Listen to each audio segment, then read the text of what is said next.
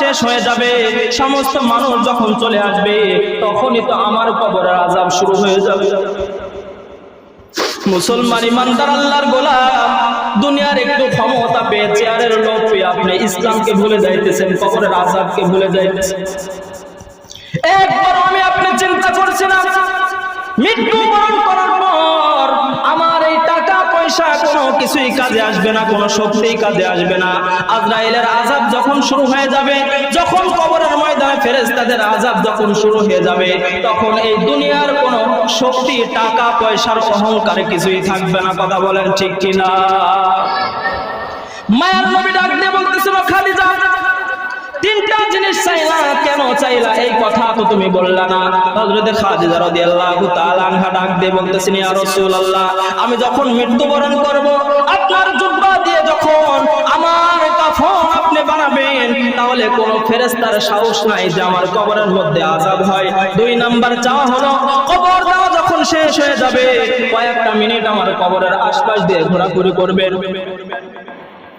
কবরের ময়দানে যখন আশপাশ দিয়ে চতুর্দিক দিয়ে যখন ঘোরাফেরা করবেন, তখন কোনো ফেরেশতার সাহস নাই যে আমার কবরের ময়দানে আযাবের ব্যবস্থা করে।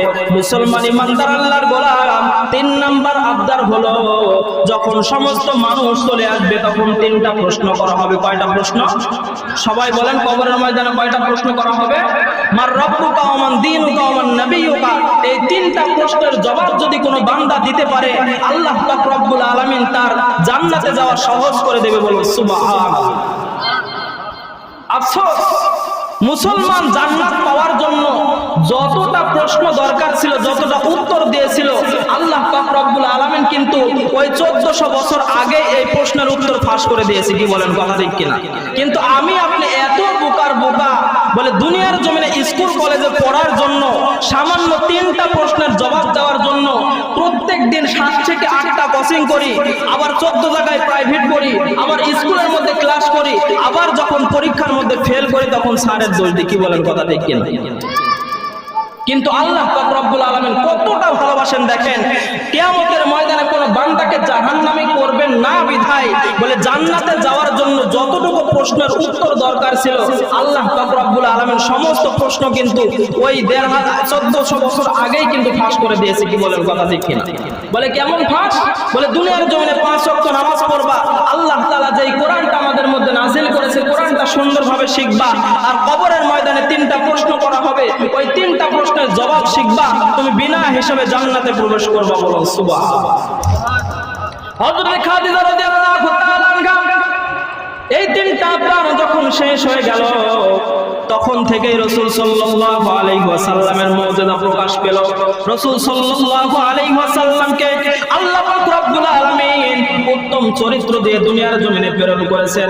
বলে তিনার চরিত্র, তিনার কথা, তিনার চলাফেরা দেখে লক্ষ লক্ষ কাফেরদের বড় বড় নেতারা ইসলাম গ্রহণ করেছে। বলুন সুবহানাল্লাহ।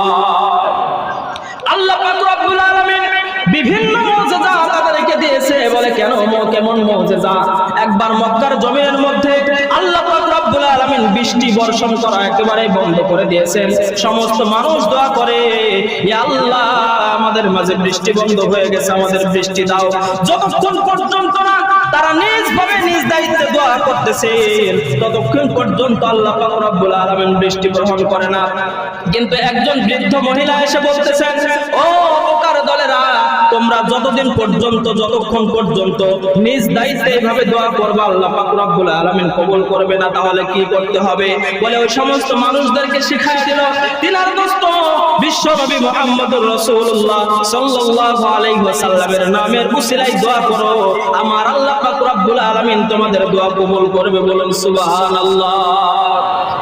আমার ভাইরা রে, যখন ওই সমস্ত মানুষ দোয়া করলেন, ইয়া আল্লাহ, এতদিন পর্যন্ত আমরা নিজ দায়িত্বে দোয়া করেছি, তুমি আল্লাহ কবুল করো নাই, কিন্তু আজকে আমরা দোয়া করতেছি, তুমি বিশ্ব নবী মুহাম্মদুর রাসূলুল্লাহ সাল্লাল্লাহু আলাইহি ওয়াসাল্লামের নামের বরকতে আমাদের মধ্যে বৃষ্টি বর্ষণ করো। সঙ্গে সঙ্গে আল্লাহ পাক রব্বুল আলামিন হযরত মিকাইল আলাইহিস সালাতু ওয়াস সালামকে ডাক দিয়ে বলতেছেন, মিকাইল তুমি যাও, এতদিন পর্যন্ত আমার বান্দারা দোয়া করেছেন, কিন্তু আমি আল্লাহ পাক রব্বুল আলামিন যাচাই করার জন্য বৃষ্টি দেই নাই, কিন্তু আজকে যেহেতু আমার দোস্তের নামের উসিলায় দোয়া করেছে, করেছেন, আমি আল্লাহ পাক রব্বুল আলামিন আর বৃষ্টি বর্ষণ না দিয়ে পারলাম না, তুমি মিকাইল যাও, তারা যেই সমস্ত এলাকার মধ্যে বৃষ্টি চায় ওই সমস্ত এলাকার মধ্যে বৃষ্টি দিয়ে ভরপুর করে দাও, বলো সুবহানাল্লাহ। আরেকটা ঘটনা আমি শেষ করব। আল্লাহ পাক রব্বুল আলামিন তিনার দোস্তকে এমন মহব্বত করে দুনিয়ার জমিনে প্রেরণ করেছেন, বলে কেমন মহব্বত,